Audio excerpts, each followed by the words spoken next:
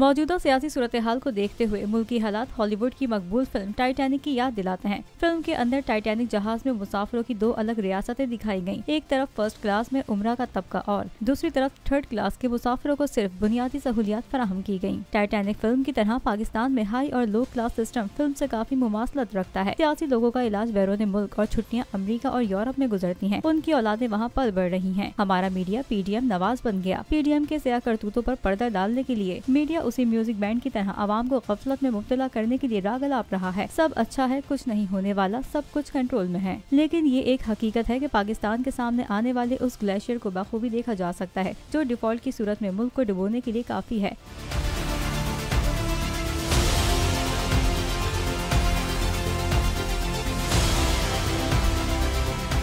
PDM की सारी क़यादत life boats पर भरोसा किए बैठी हैं, लेकिन किसको खबर है कि लाइफ बोट्स तक जाने की भी मोहलत मिलेगी या नहीं। टाइटैनिक फिल्म में हीरो अपनी हीरोइन को तो बचा लेता है, लेकिन उसे अपनी जिंदगी की कुर्बानी देनी पड़ती है। अब पाकिस्तान के अवाम को ऐसा हीरो मिलेगा या नहीं, ये तो वक्त ही बताएगा।